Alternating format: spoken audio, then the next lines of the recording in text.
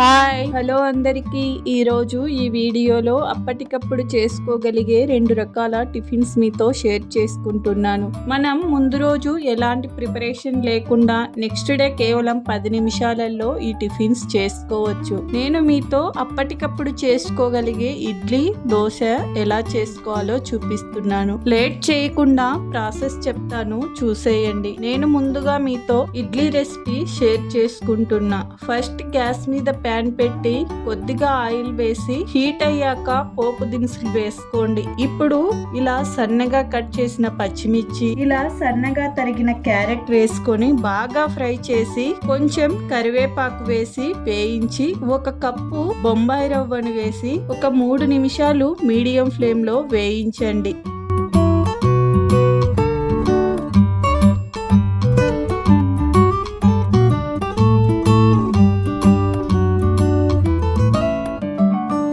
ఇప్పుడు ఈ రవ్వను ఒక బౌల్లోకి వేసుకొని రుచికి సరిపడా సాల్ట్ వేసి 1 కప్పు పెరుగు వేసి బాగా కలిపి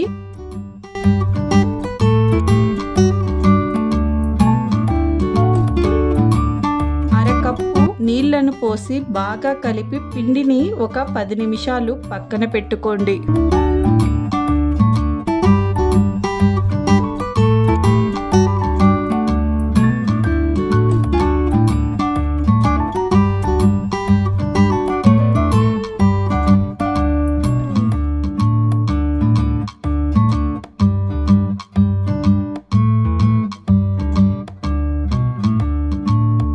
పది నిమిషాల తర్వాత ఇడ్లీ ప్లేట్ను తీసుకొని ఆయిల్ అప్లై చేసి మనం చేసి ఉంచుకున్న ఇడ్లీ బ్యాటర్ను వేసి ఇడ్లీ పాత్రలో పెట్టి ఆవిరికి ఉడికించుకోండి. చాలా టేస్టీ అండ్ హెల్దీ అయిన అతి తక్కువ టైంలో చేసుకునే ఇడ్లీ మనకు రెడీ అయింది. ఈ ఇడ్లీలు టమాటో చట్నీ, పల్లీ చట్నీ, కొబ్బరి చట్నీ దేనితో అయినా చాలా టేస్టీగా ఉంటాయి. ఇప్పుడు రెండవ రెసిపీ అయిన అప్పటికప్పుడు చేసుకోగలిగే దోశ ఎలా చేసుకోవాలో చూపిస్తున్నాను. ఫస్ట్ దోశ వేయడానికి బ్యాటర్ ని రెడీ చేసి ఒక బౌల్లో 1 కప్పు గోధుమ పిండిని తీసుకొని రుచికి సరిపడా సాల్ట్ వేసి 2 స్పూన్ల బొంబాయి రవ్వ, 1/2 కప్ పెరుగు, 1.5 కప్పుల వాటర్ ని పోసి పిండిని బాగా కలిపి